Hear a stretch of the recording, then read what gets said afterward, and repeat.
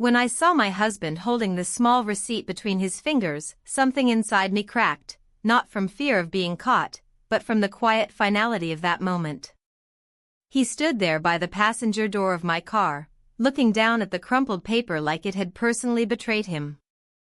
I recognized it instantly, the logo of the parking garage near the gallery, the one I always told him I never visited.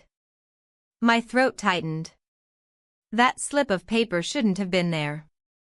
I had checked. I had double-checked. But somehow it had slipped under the seat, waiting like a landmine. He didn't say a word, just turned it over and stared at the timestamp, the date, 2 Thursdays ago. A day I had told him I was at the dentist. He raised his eyes and met mine, and I felt my stomach plummet. Not because he would find out the truth. But because he wouldn't. Not all of it. Not yet. And not the part that mattered most. His silence was deafening. I wanted to snatch the paper from his hand, pretend it was a mistake, that I had no idea how it got there. But he knew better. We both did.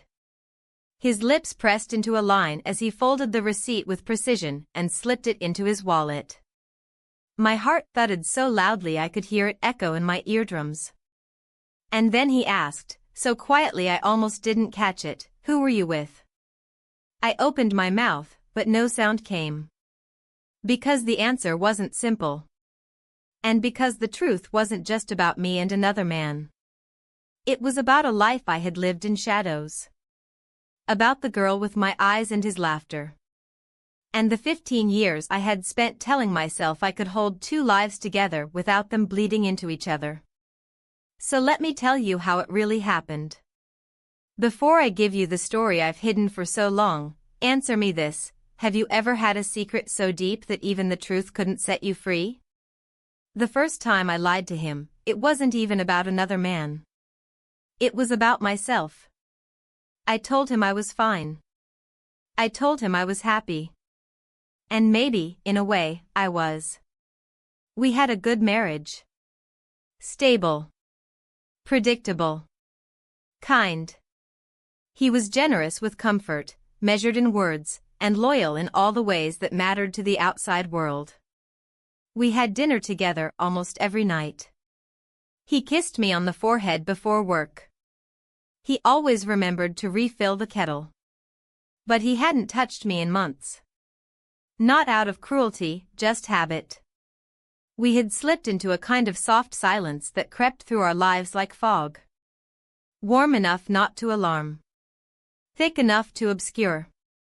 The second time I lied, I told him I was going to visit my aunt.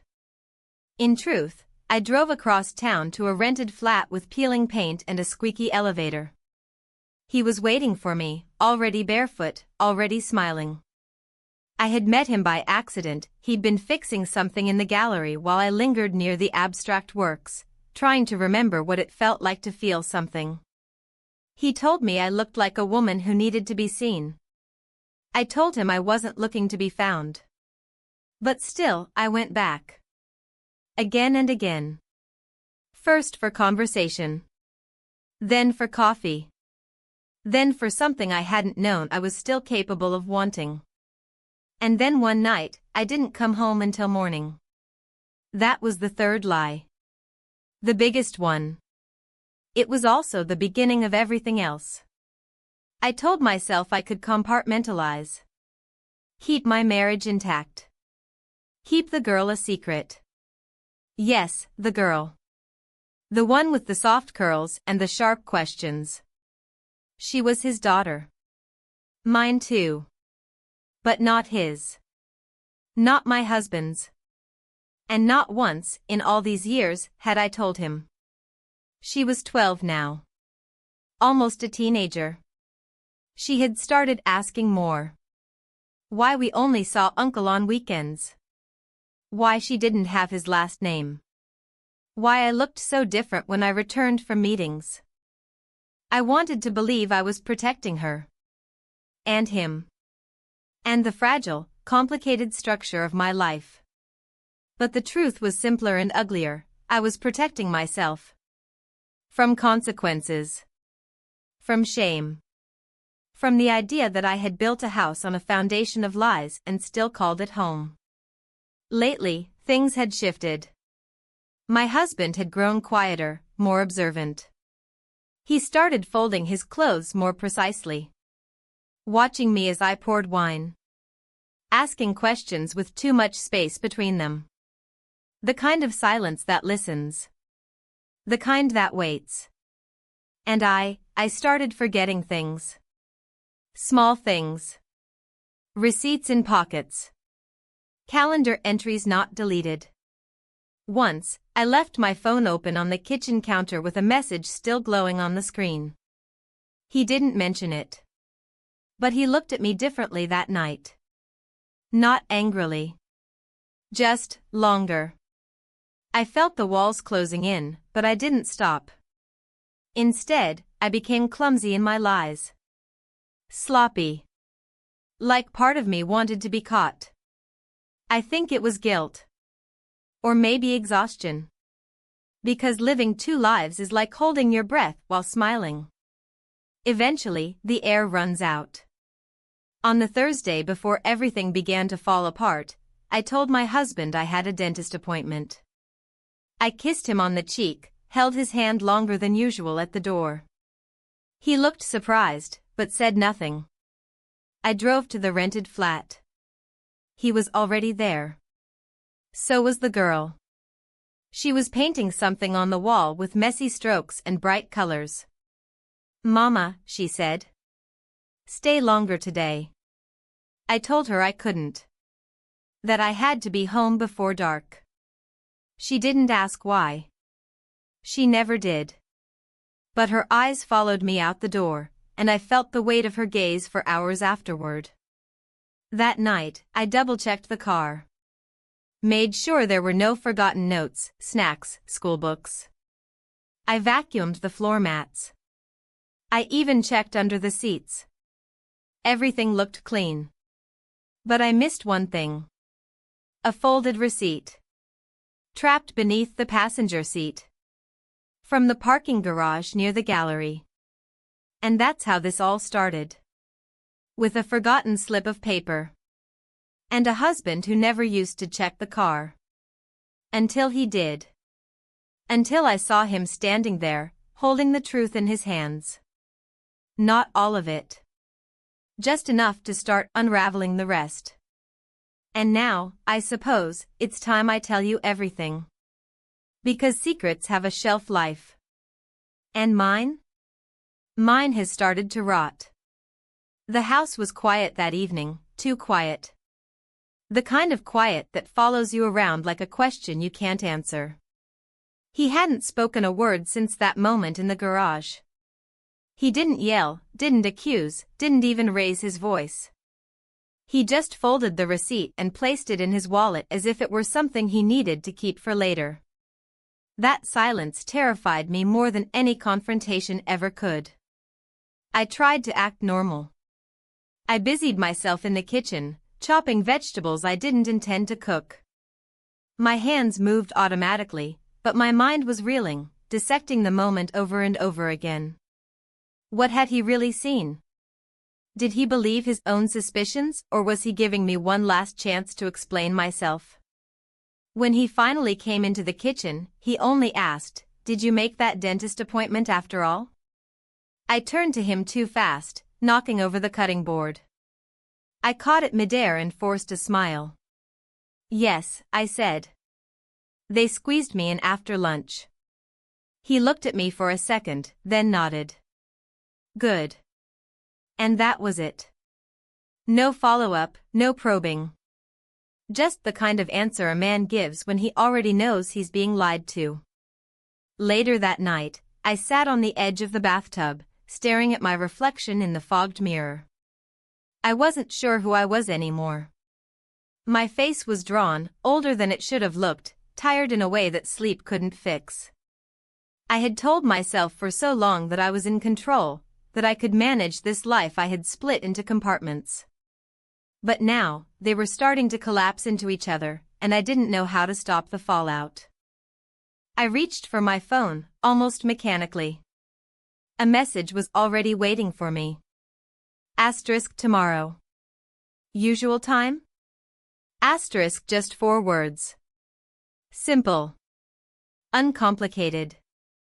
And yet they carried the weight of everything I'd been hiding. I typed back, asterisk yes.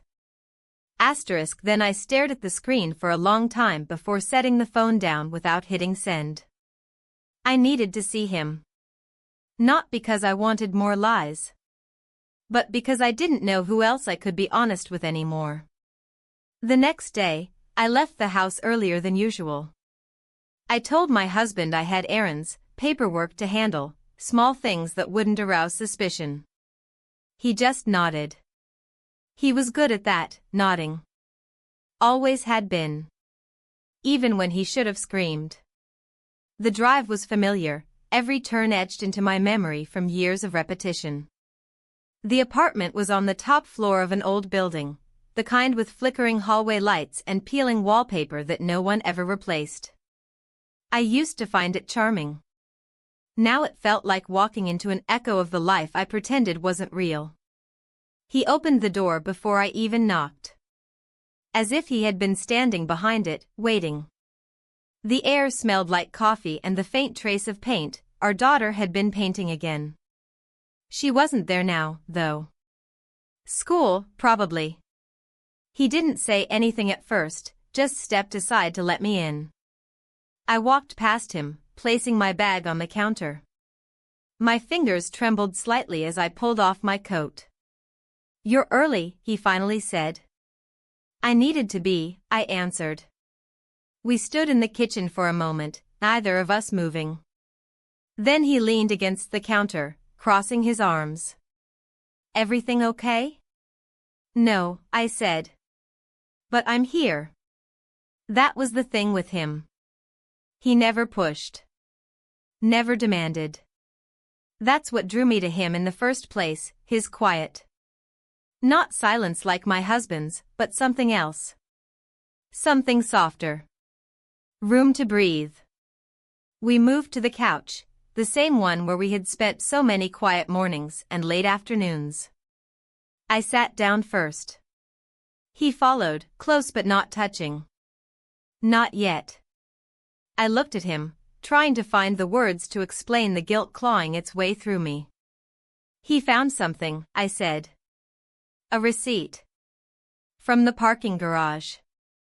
He didn't react. Just blinked slowly. "Did you tell him?" I shook my head. "No. I couldn't. I wanted to. I thought I would. But then I saw his face."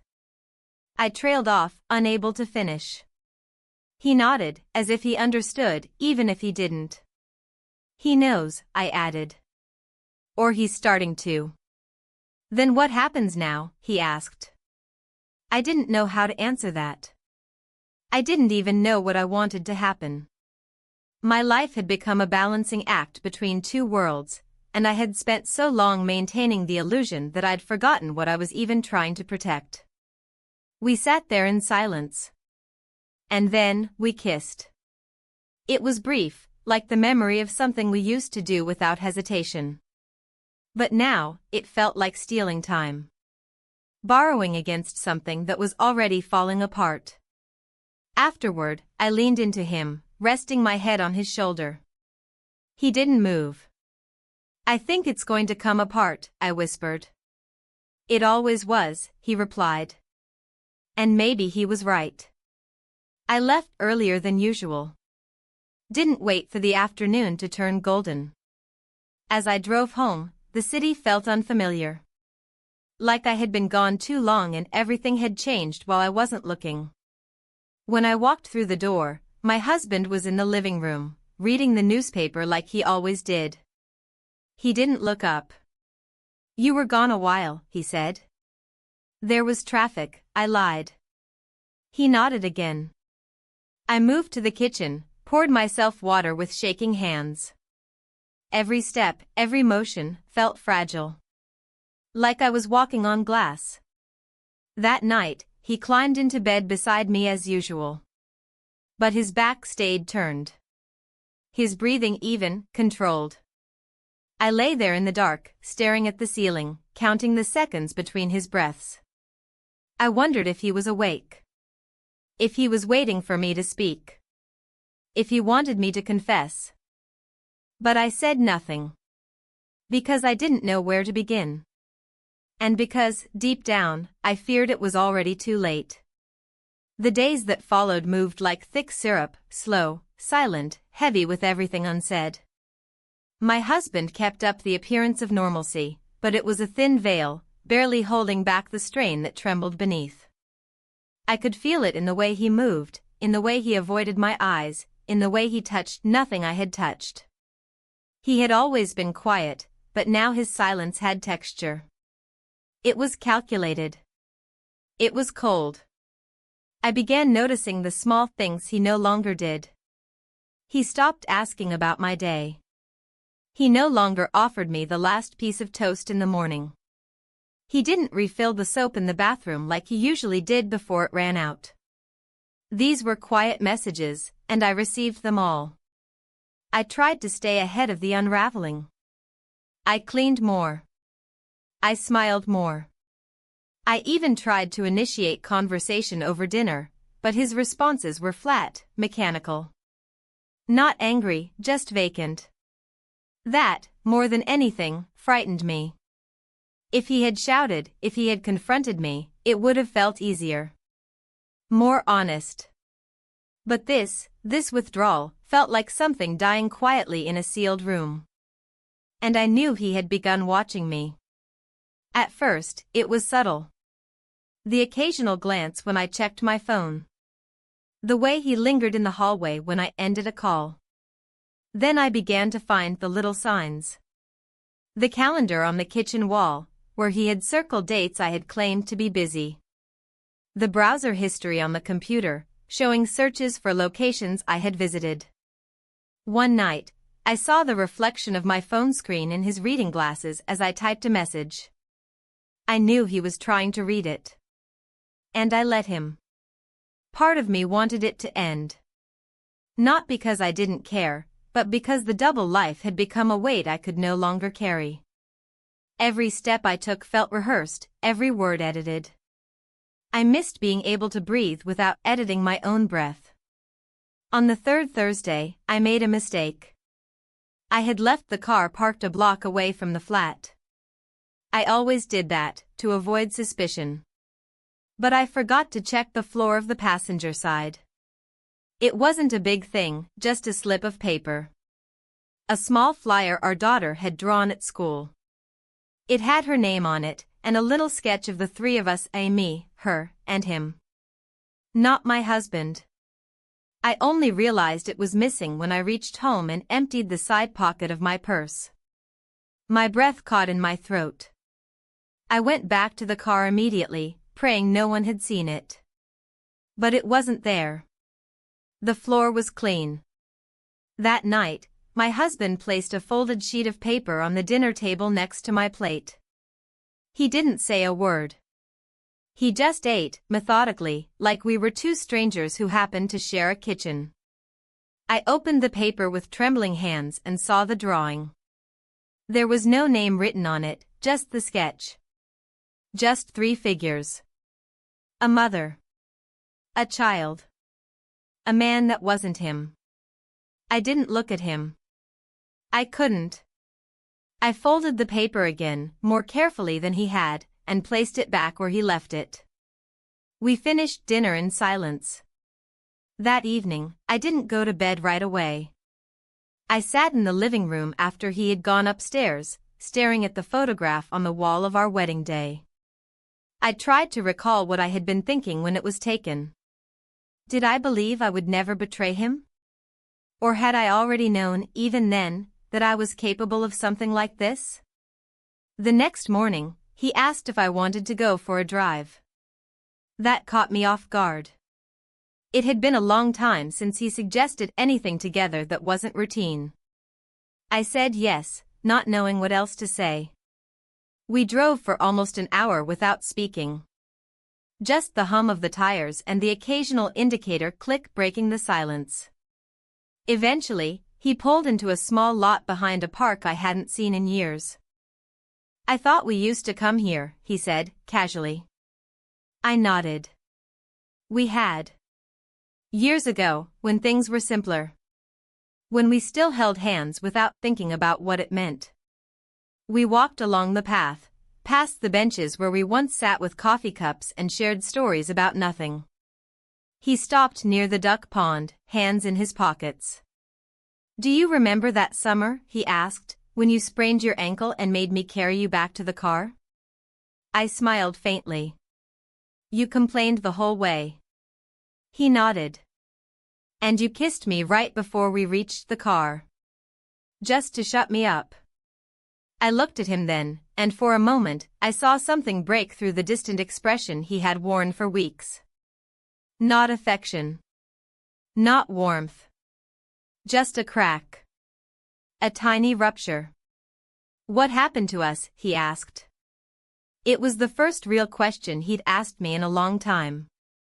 And I didn't know how to answer it. Because the answer wasn't clean. It wasn't one thing. It was hundreds of small things.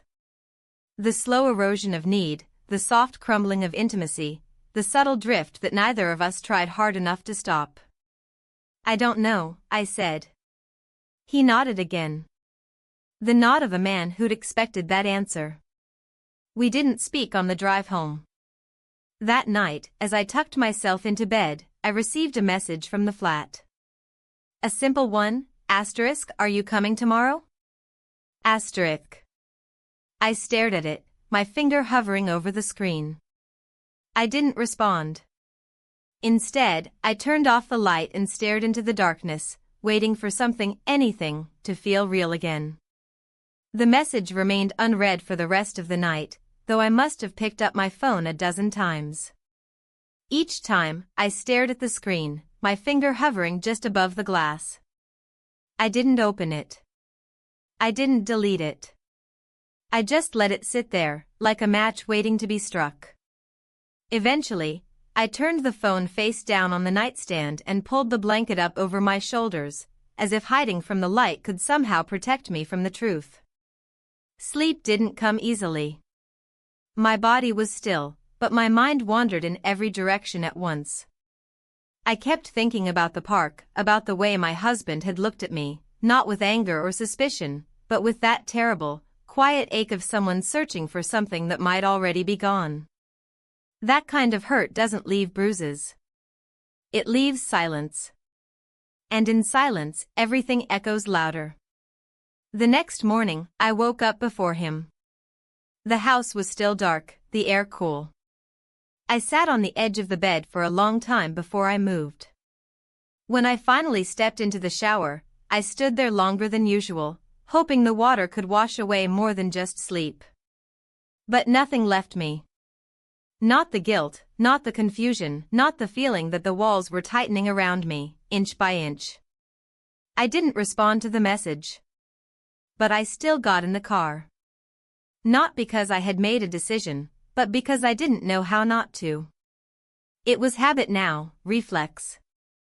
A part of me I had trained too well.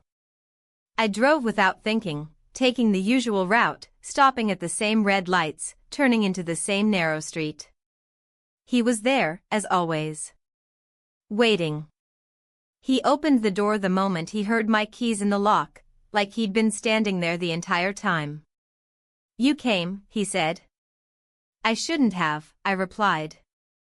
He stepped aside without another word, letting me pass into the small apartment that had, over the years, become a strange kind of second home. Everything was where it always was, the same worn rug, the same uneven table, the same child's drawing still taped crookedly on the fridge. I sat on the couch and stared at the floor. He didn't press me with questions. That was part of his allure, his patience. He knew how to wait, how to leave silence alone until it yielded something honest. I think he believed that if he gave me enough space, I'd fill it with the truth. But I didn't speak.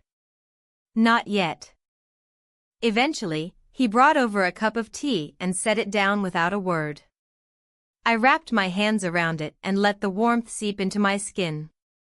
My thoughts were moving too quickly to focus, but at the same time, I couldn't seem to think at all. I saw him, I said finally. Yesterday. We went for a drive. He took me to the park. He sat down across from me, leaning forward slightly. I didn't look up. He asked what happened to us, I continued. I didn't know what to say. How do you explain something that started so quietly you didn't even hear it begin?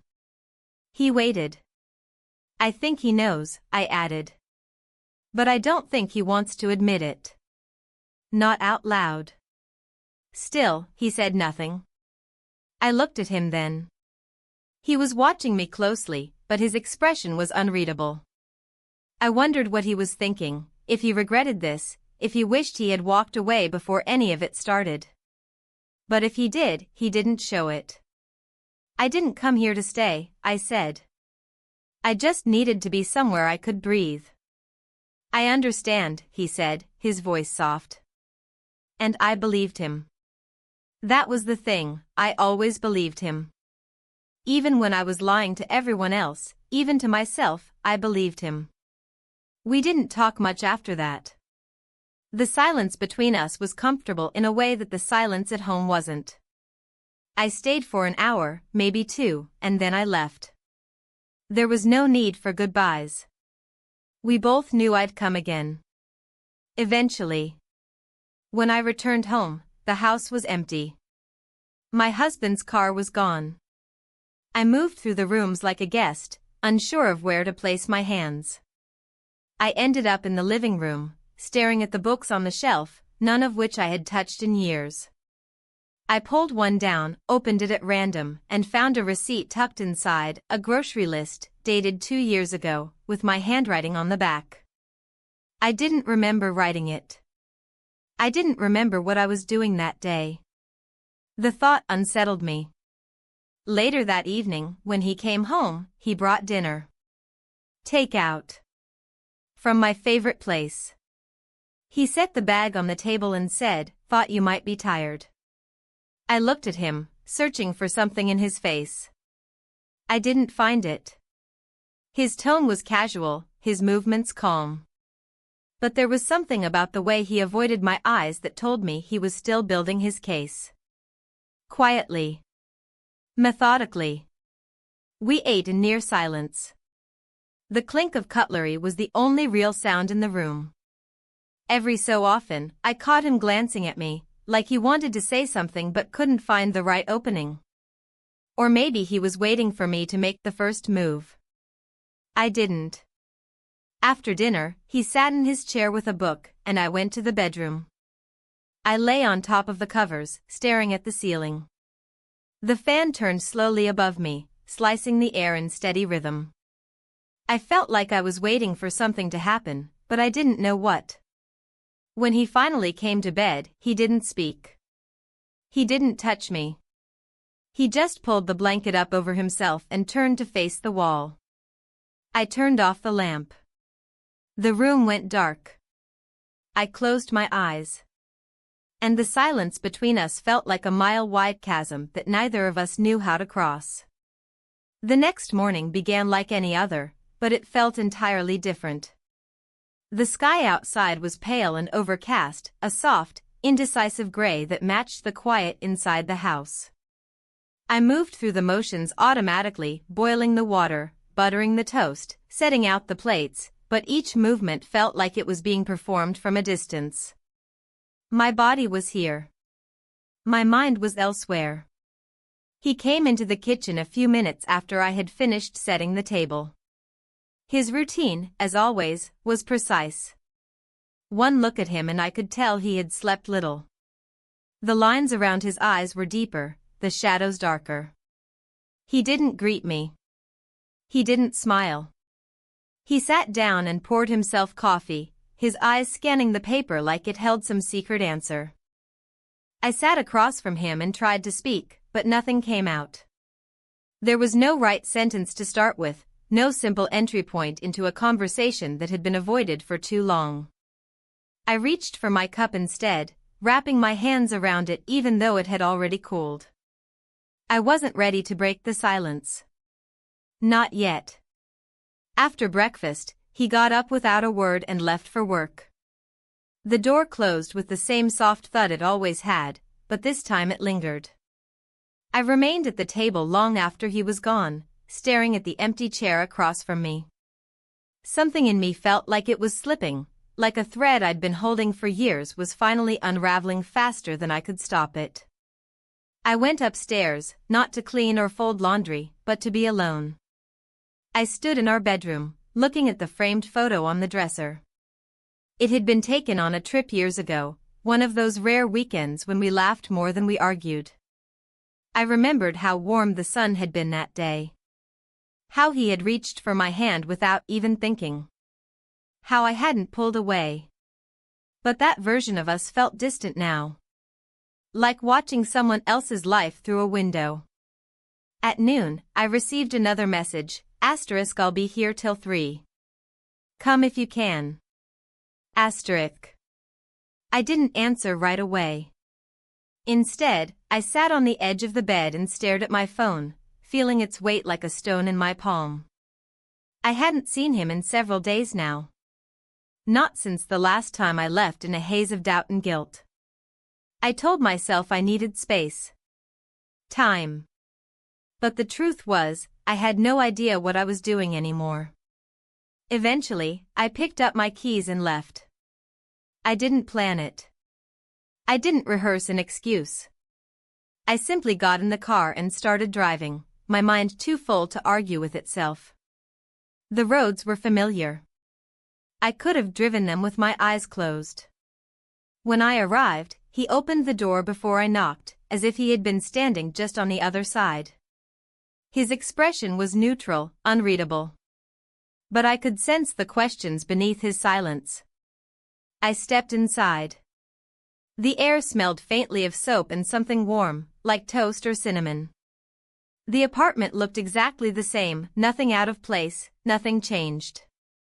And yet everything felt different. We didn't say much at first. I sat on the couch. He sat beside me. I kept my hands folded in my lap, unsure of what to say or how to begin. The silence stretched, but it didn't feel awkward. It just felt inevitable. I thought you wouldn't come, he said finally. I didn't think I would either, I replied. He didn't press me for more. He never did. That was one of the reasons I had stayed in this second life for so long, because with him, there was no demand for explanations. No pressure to justify myself. Just the space to be whatever version of myself I couldn't be anywhere else. But something had shifted. I think he's close, I said, almost in a whisper. To knowing. To asking. Maybe he already knows. He leaned back against the cushions, his eyes on the ceiling. And what happens if he does? I don't know, I said. I don't know anything anymore. He looked at me then, and I saw something in his eyes I hadn't expected. Not frustration. Not jealousy. But sadness. Quiet, deep, patient sadness.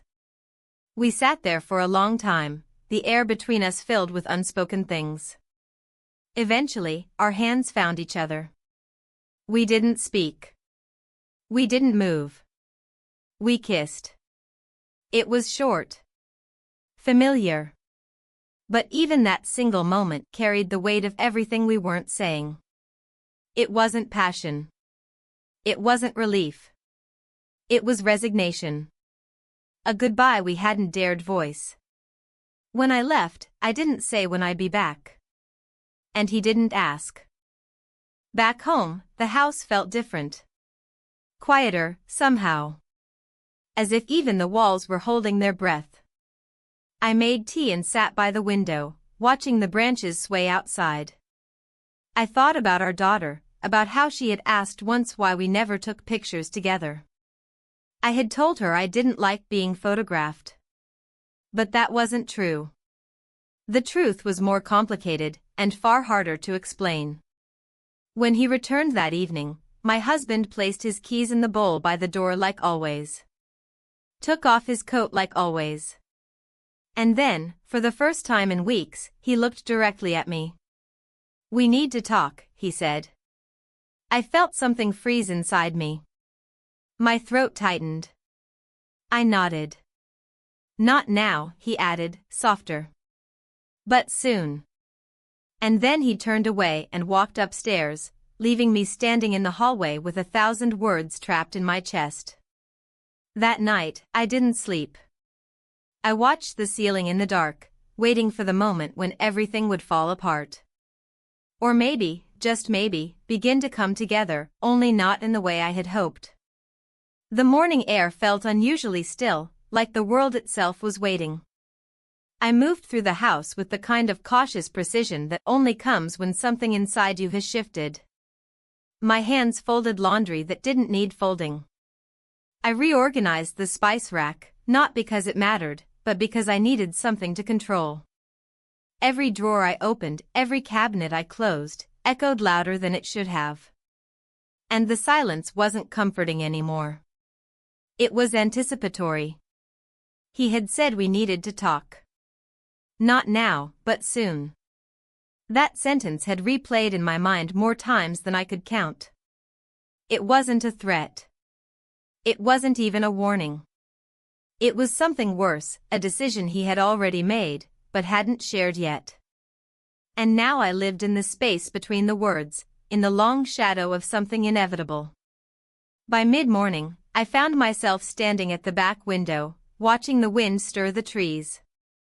I remember doing this when our daughter was small, waiting for the school bus, watching the leaves move, thinking about what kind of mother I had become. I used to believe that the love I gave her made up for the secrets I kept. But lately, I had begun to wonder if any kind of love could truly compensate for living a lie. I picked up my phone. No new messages. Not from him. Not from the man I had quietly built a second life with. I wasn't sure if I was relieved or disappointed. Maybe both. Maybe neither. The absence of communication had become its own kind of communication. A pause that held meaning I couldn't decipher. I went into our daughter's room. It was always a little messy, a mixture of half-read books and colorful clothes tossed over the back of a chair. Her presence was everywhere, drawings pinned to the corkboard, a cracked mug she insisted on keeping, a sweater she hadn't worn in weeks but refused to part with. She was at school now, unaware of the quiet war her mother was fighting inside herself. I sat on her bed and stared at the wall. There was a photo tucked into the mirror, one of me and her, taken at the park last spring. She was mid-laugh, and I had my arm around her. I looked happy in that photo. Truly happy. But photographs lie, don't they? They freeze a moment and pretend it tells the whole story. But the truth is always moving. Always changing. Eventually, I went downstairs and sat at the kitchen table. I didn't make lunch. I didn't even make tea. I just sat there, waiting for something to happen. For the conversation he had promised. For the unraveling I could feel drawing closer. The front door opened just after 5. I heard his footsteps, slower than usual, more deliberate. He didn't call out. He hung his coat in the usual place, placed his shoes neatly by the wall, and walked into the kitchen like it was any other evening. But it wasn't. He poured himself a glass of water and stood at the counter, his back to me. I watched the way his shoulders moved as he breathed, the way his hands gripped the edge of the counter just a little too tightly. He stayed like that for a long time, and I stayed silent. Finally, he turned. "I want to ask you something," he said. His voice was calm, but there was something beneath it. Not anger. Something colder. I nodded. "Where do you go on Thursdays?" It was a simple question. Too simple. And yet it held more weight than any accusation. I opened my mouth, but the words tangled. I had rehearsed a dozen answers, built and rebuilt them in my mind. But none of them sounded real now. None of them could survive the gravity of his voice. I paused.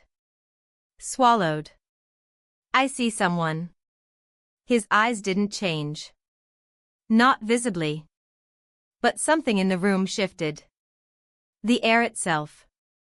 For how long? He asked. 15 years, I said, because anything else would have been another lie. He didn't speak. He didn't move.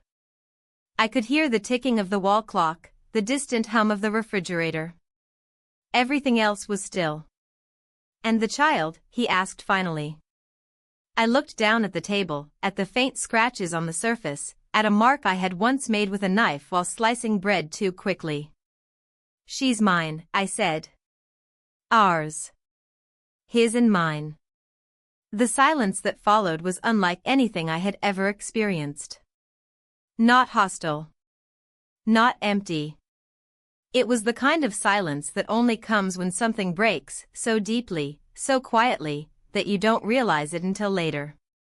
He sat down across from me, folded his hands, and stared at them. He didn't ask why. He didn't ask how. Just sat there, as if trying to understand something that couldn't be understood. I didn't plan it, I said, my voice barely above a whisper. It just happened. And then I couldn't stop. I believe you, he said. And that, more than anything, nearly undid me. Because he wasn't being kind. He wasn't offering forgiveness. He was stating a fact. He believed me. He believed that I hadn't meant to destroy what we had.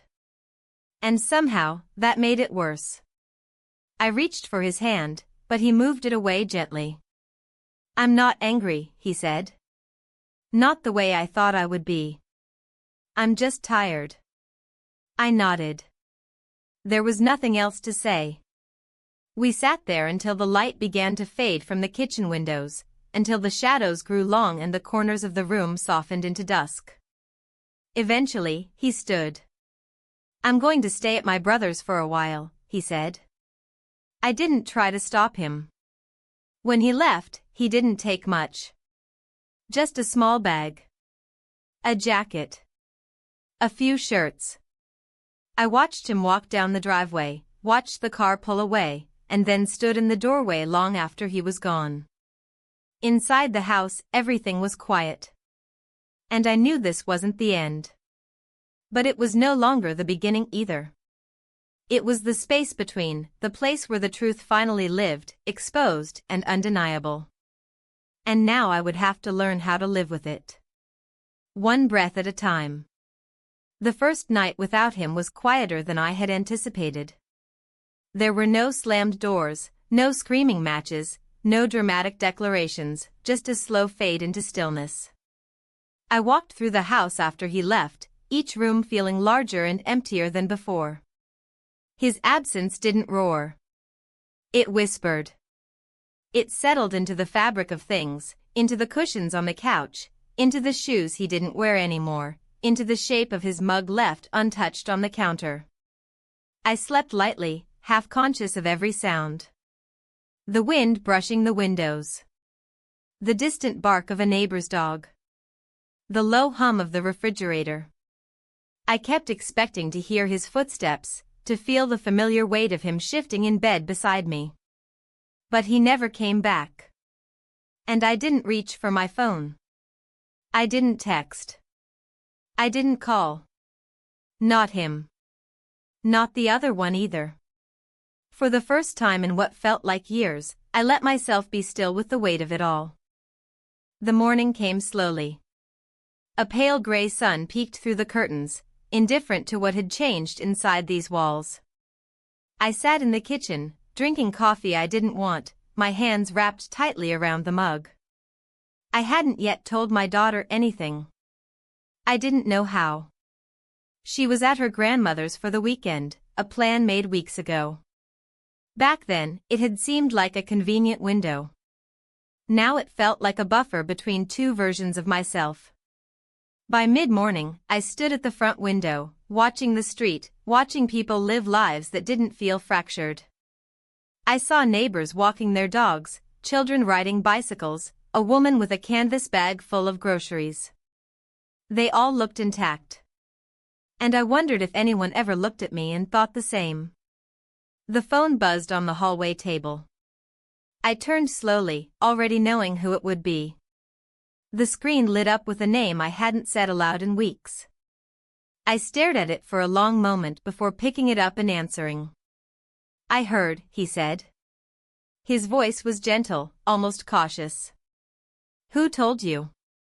I asked, though I already suspected. "She did. Our daughter." My breath caught. For a second, I couldn't find my voice. "What did she say?" "That you're alone now. That he left." I closed my eyes. I could picture her saying it, not with malice, but with the directness children have when they don't yet understand the weight of certain words. "She's at her grandmother's," I said. "I know. She asked to come here for the afternoon." I hesitated. "Are you okay with that?" "Of course. But I think, maybe you should come too." The invitation landed differently than I expected. Not like an escape. Not like a lifeline. But like a test. A chance to see if the mess I had made could settle into something resembling stability. I got dressed slowly. Not with the kind of care I used to take on those Thursdays when everything felt like a performance. Today, I dressed plainly, deliberately. No perfume. No jewelry. Just myself, stripped of pretense. The drive was familiar, though I hadn't taken it in weeks. My fingers tightened around the steering wheel at each familiar turn, my heart beating a little faster the closer I got. When I pulled into the street, I saw her first. She was sitting on the front steps, legs swinging, a book open on her lap. When she saw me, she smiled and stood, walking toward the car with that easy confidence I had always admired in her. Inside the apartment, everything was unchanged. Still small. Still warm. Still a second life suspended in time. He was in the kitchen, pouring juice into 2 glasses. When he looked up and saw me, there was no surprise in his eyes. Only something softer. Something quieter. "She's in her room," he said. "She wants to show you the drawing she finished." I nodded and walked down the hallway, every step echoing louder than it should have. I found her cross-legged on the floor, surrounded by paper and markers. She looked up and grinned. "I saved the last part for you," she said, handing me a pink marker. It was a sketch of a house, simple, but detailed. Windows, trees, a bicycle. And 3 figures standing in front. One adult had my hair. One had his posture. And the smallest had her unmistakable expression. "I didn't know what color to make the door," she said. I stared at the drawing for a long moment. "Let's do green," I said. We colored in silence. She leaned against me as she filled in the grass, her small shoulder pressing into mine.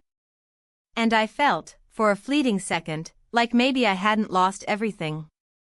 Afterward, we returned to the kitchen. He had made sandwiches.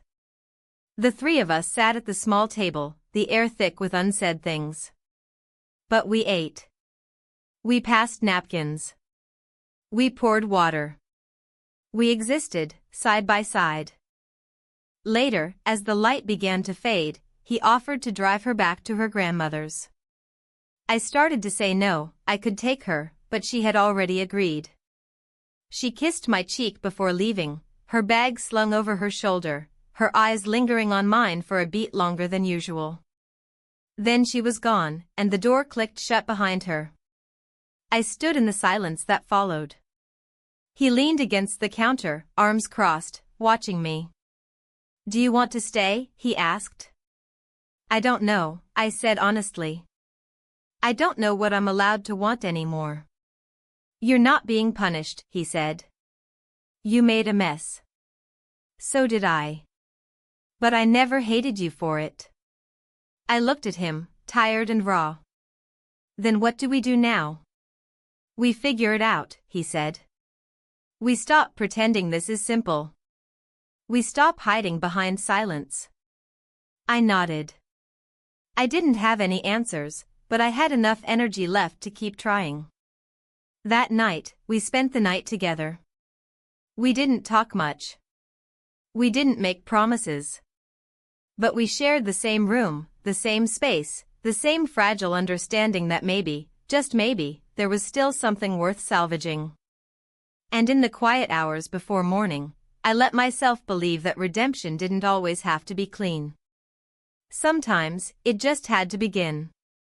The morning after, the light coming through the window felt different, less like something soft and warm, and more like something exposing.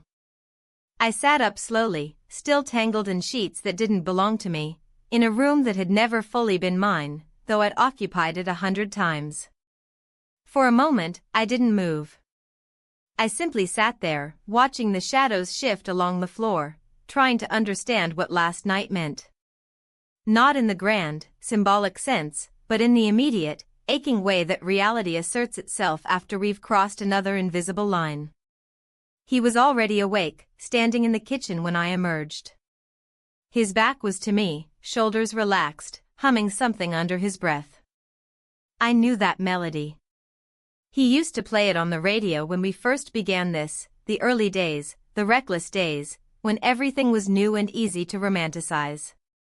We didn't say much. A quiet greeting. A shared glance. The gentle clink of mugs on the counter. I drank my coffee slowly, trying to feel grounded. He asked if I wanted breakfast. I shook my head. I should go, I said after a while. He didn't argue. Didn't ask why.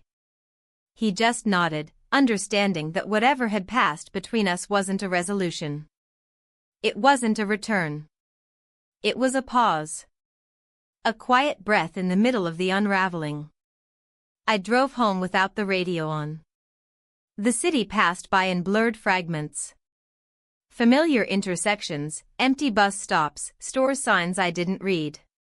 When I pulled into our driveway, the house looked almost unfamiliar. Like a photograph I had studied too long. Inside, it was exactly as I had left it. Still. Undisturbed. But the stillness didn't comfort me the way it used to. I moved through the rooms with a strange detachment, touching surfaces as if to remind myself that I belonged here, that this was still my life. The living room held the echo of him. His empty chair. The folded blanket. The book on the side table with a slip of paper marking his place. I stared at it, wondering if he'd come back to finish the chapter. Wondering if he'd ever come back at all. I sat on the couch and picked up the photo album we kept under the coffee table. The one we rarely opened anymore. I flipped through the pages slowly. Birthdays. Vacations. 100 captured smiles. Each one now felt like a record of what we had once managed to preserve. And also, of what we'd lost. When our daughter returned that afternoon, she came in quietly, as if sensing the change in atmosphere. She didn't ask questions. Not right away. She unpacked her small bag, took out a book, and curled up on the armchair by the window. I sat nearby, watching her from the corner of my eye, wondering how much she had absorbed already. Children always knew more than we gave them credit for. Their silence was rarely ignorance, it was usually observation. After a while, she looked up. Is Dad coming back soon? I hesitated. I don't know. Did something happen? I considered lying. It would have been easy to say something vague, something soft. But I had reached the point where lies no longer served anyone. Yes, I said. Something happened. She didn't press further. She returned to her book, but the way she held it shifted, tighter, more protective. I wanted to cross the room, to pull her into my arms and tell her everything would be okay. But I didn't know if that was true. And I couldn't bring myself to make another promise I wasn't sure I could keep. Over the next few days, we settled into a rhythm that felt strangely hollow. I cooked meals.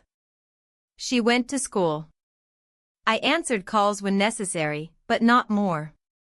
He hadn't contacted me. And I hadn't reached out either.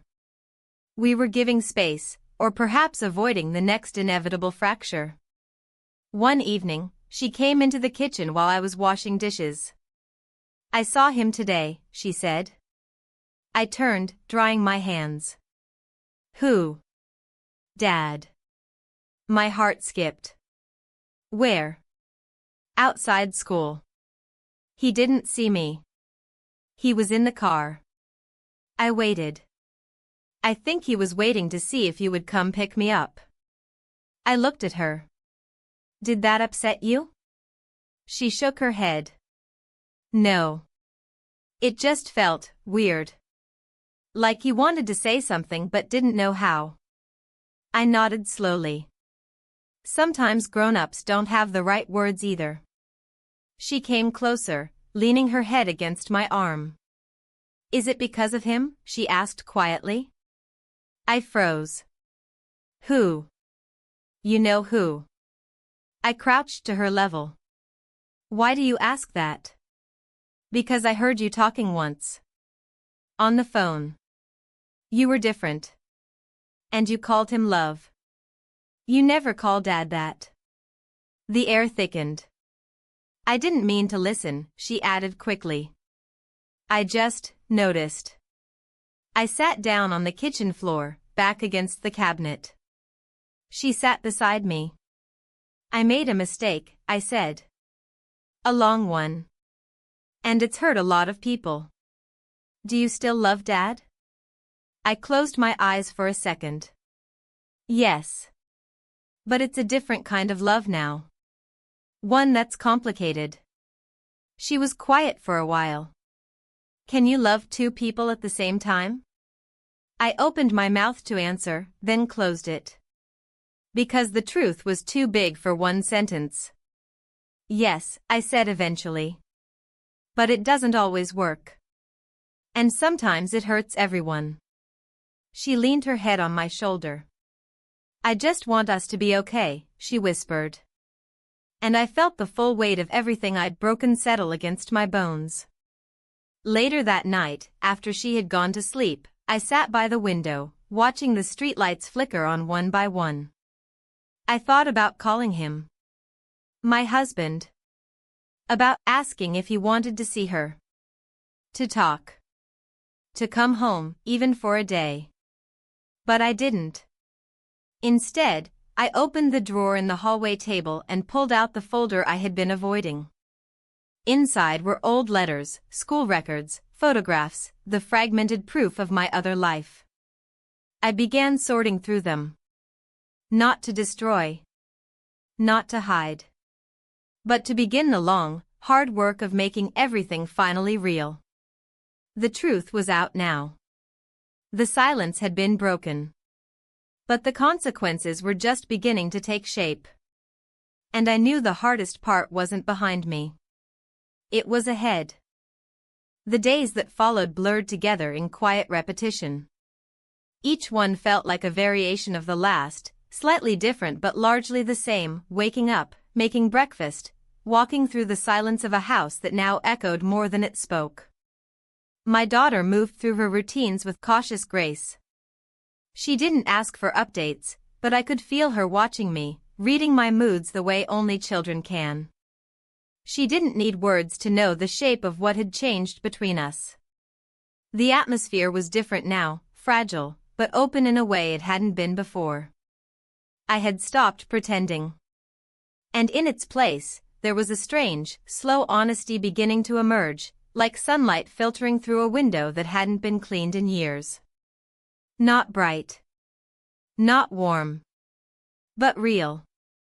She asked me one evening, without looking up from her homework, if she could see him again. Not her father. The other him. The one whose existence had been tucked into the corners of her life for years, only now given a name. I nodded. I didn't say no. I didn't offer excuses. I didn't try to postpone. I just nodded. Because what right did I have to dictate the shape of her truths now? So we made plans. Quiet ones. Small. A short afternoon visit. I drove her there on a Saturday, the streets unusually empty, the sky the color of bleached paper. She was quiet in the passenger seat, tapping her fingers lightly against her knee. I didn't ask what she was thinking. I knew better than to intrude. When we pulled up to the curb, he was already outside, waiting on the steps. He stood when he saw the car, giving a small wave, tentative, like he wasn't sure how to measure this moment. My daughter opened the door before I had fully stopped, and I watched as she crossed the pavement toward him. He didn't reach for her. He let her come to him. They walked inside together, the door closing behind them with a gentle thud that lingered in the air. I stayed in the car, hands still on the steering wheel, unsure what to do with myself. I had planned to leave, to go to a cafe or drive around aimlessly until the hour passed. But my body refused to move. Instead, I sat there, still and listening, even though I couldn't hear anything. Imagining the conversation. Her questions. His answers. Wondering if he would be honest with her in ways I had failed to be. Wondering what that would cost him. And me. He came outside about 40 minutes later, walking slowly toward the car with his hands in his jacket pockets. He stopped at the window. I rolled it down. She wants to stay a little longer, he said. I nodded. That's fine. She asked me about when she was born, he added. She wanted to know why I wasn't in the pictures. My chest tightened. What did you say? I told her the truth, he said, simply. That I was there, but not allowed to be seen. I looked at him then, really looked. He hadn't aged much over the years, not in the obvious ways. But something about him was quieter now. Stiller. Like time had carved patience into his skin. She deserves the truth, I said. So do you, he replied. There was a pause between us. Long and full. She asked me if I loved you, he said. I blinked. What did you tell her? I said yes. And that it was complicated. That sometimes love isn't the question, it's the problem. We stood like that, the window down between us, the cold wind threading its way through the opening. Neither of us moved. She'll be ready to leave soon, he said, stepping back. I nodded again. He turned and walked inside. When she finally came out, her face was unreadable. She climbed into the car quietly and buckled her seatbelt. We started driving before I spoke. Are you okay? She nodded. He told me things I didn't know. Not in a bad way. Just real things. I waited. It made me feel like I belong somewhere, she added, softly. Even if it's not just one place. I swallowed the knot in my throat. You do. Always. She turned her head to the window. I know. Back home, she disappeared into her room without needing to be asked. I stood in the hallway for a moment, staring at the closed door, resisting the urge to follow. She needed her own space now, space to process, space to breathe. I had invaded enough of it already. Later that evening, I received a message. It was from my husband. Just one line, asterisk, can we talk tomorrow? Asterisk. I didn't hesitate before replying, asterisk yes. Asterisk. And that one word felt heavier than it should have. Because it wasn't just agreement. It was a step. A willingness to face what came next. The next morning, I met him at a cafe not far from our home. Neutral ground. We hadn't seen each other in person since he left. He looked tired, but not unwell. Distant, but not hostile. We sat at a small table by the window. Neither of us reached for the menu. Neither of us ordered.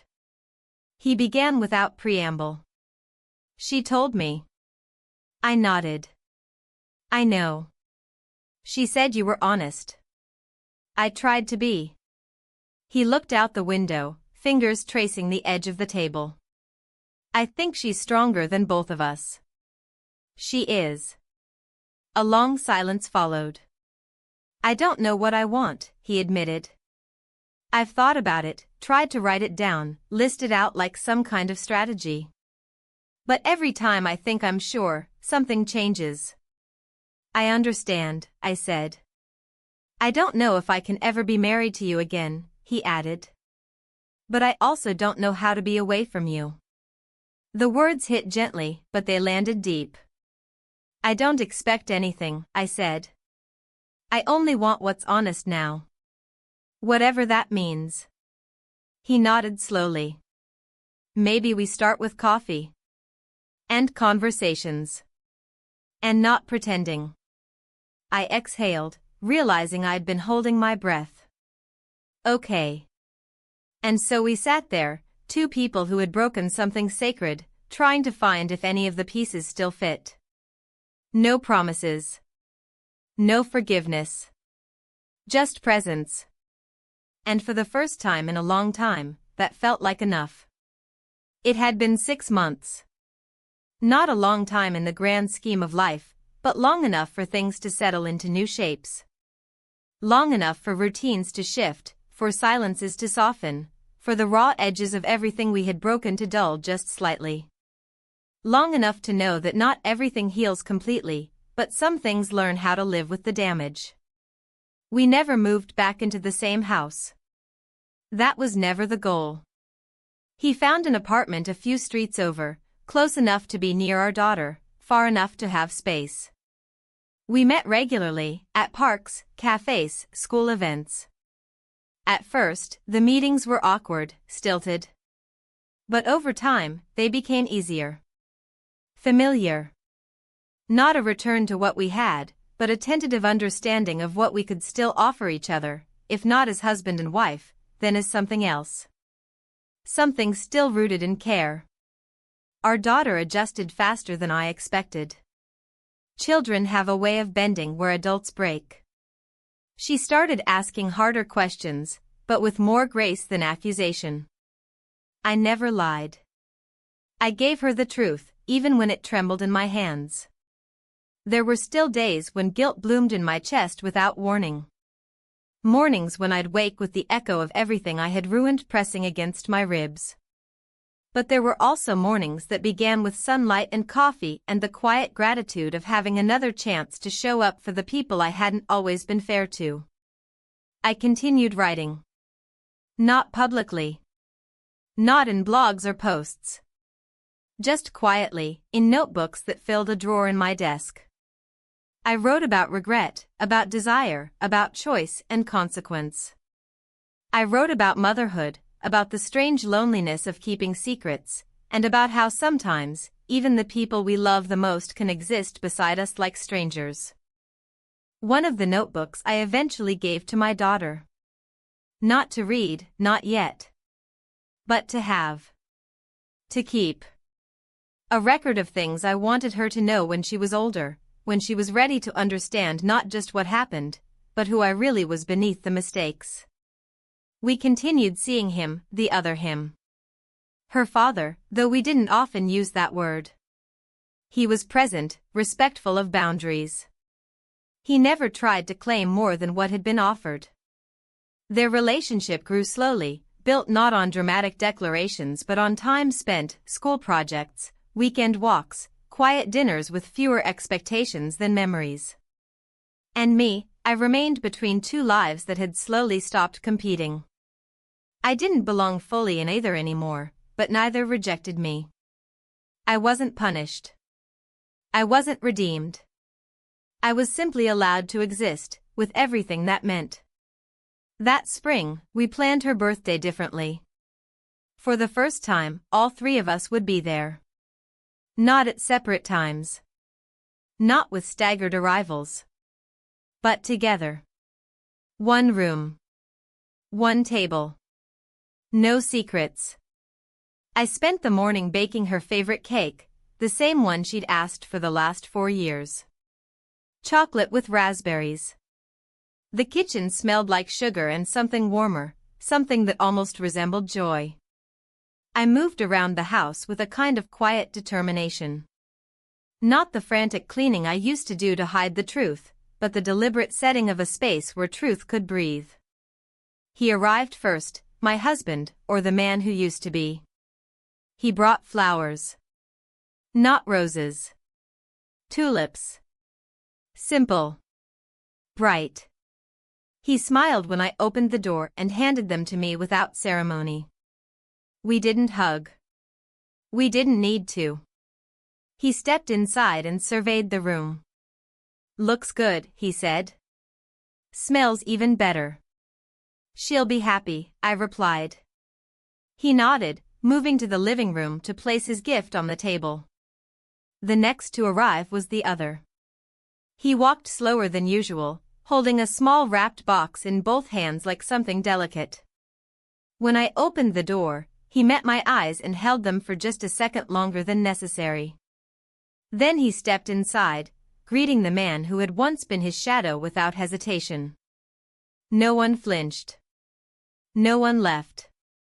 When she came home, wide-eyed, cheeks flushed from excitement, she froze at the sight of all of us together. I could see the question form in her mind: was this okay? Was it real? And then she smiled. We ate cake. We played a board game that none of us remembered the rules to.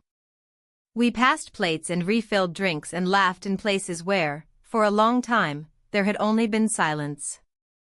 At one point, I caught her watching us, watching all three of us. Not in confusion, but in recognition. As if she was memorizing the moment for later, cataloging it somewhere she could return to when the world felt uncertain again. When the evening wound down and the gifts had been opened, the candles blown out, and the dishes cleared, she stood in the middle of the room and said the thing none of us expected. "I don't care who's together and who isn't. I just want us to be honest." The room went still. She looked at me first. Then at him. Then at the man she had come to know as more than a visitor. We all nodded. Not in agreement. Not in surrender. But in acknowledgement. Because she wasn't asking for perfection. She was asking for truth. And that, finally, was something we were ready to give her. When they both left, one after the other, the house felt full, not because of what it held, but because of what it had released. Later, I sat in the quiet, staring at the leftover cake, at the empty glasses, at the crumpled wrapping paper strewn across the floor. I should have cleaned. But instead, I let it be. This was the evidence of living. Not a perfect life. Not a forgiven one. But a life that had been fractured and pieced back together in a way that, somehow, still held. And maybe that was enough.